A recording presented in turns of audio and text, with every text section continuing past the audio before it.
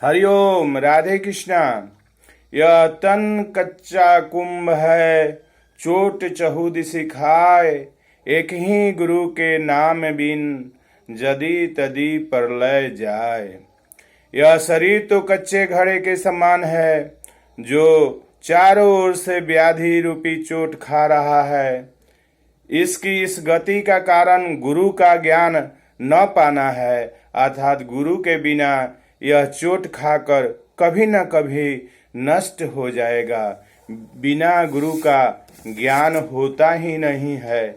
सदगुरु की जीवन में जरूरत है। तो आइए अब हम चलते हैं।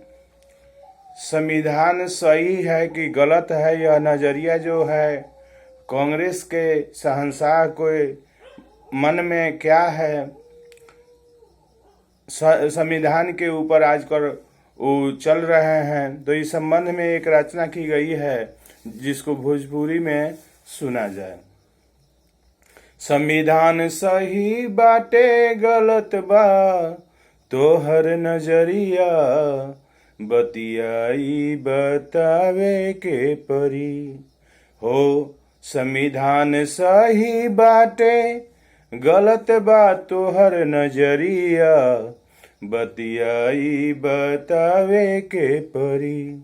तू कौना कोटि में बाड़ा, कौन बाटे जतिया हो।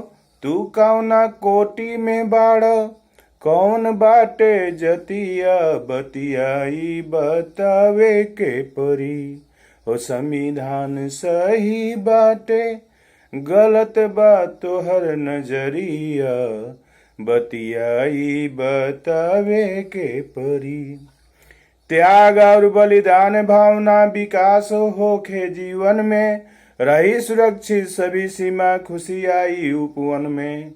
करी याद उ प्रतिभा के जे राष्ट्र संवर लेबा, घर घर पूजित करके कन्या नारी के सम्मान बढ़ौले बा। स्वतंत्रता सेनानी ला दिल में प्रेम जगावे के परी हो। स्वतंत्रता सेनानी लोगला दिल में प्रेम जगावे के परी। संविधान सही बाटे गलत बा, तोहर नजरिया बतियाई बतावे के परी। आपन उत्तरदायित्व समझ के सामाजिक कर्तव्य निभाई भाई। सभे समाज के संरचना खातिर साधन प्रतिभा समय लगाई। सभी लोग के व्यक्तित्व निखारे खातिर गुण धर्म के भागीदारी बनी। देश के विकास हो रहल बा, ओकर अब साझीदार बनी। देश के विकास हो रहल बा, ओकर अब साझीदार बनी। रक्षा करे के मानवता के आगे आवे के परी ओ। रक्षा करे के मानवता के आगे आवे के परी। संविधान सही बाटे गलत बा, तोहर नजरिया बतियाई बतावे के परी। हम आपन आपन व्यक्तित्व के निखारी, कलयुग धर्म के भागीदार बनी।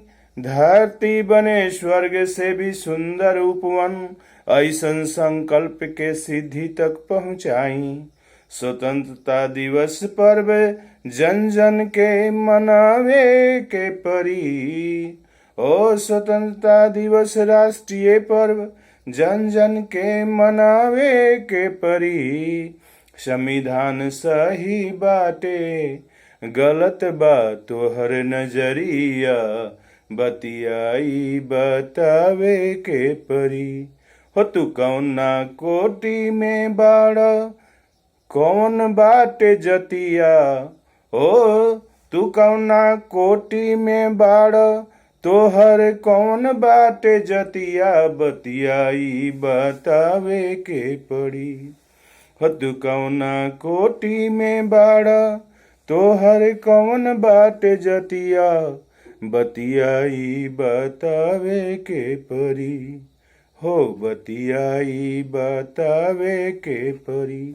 हरिओम, हर हर महादेव।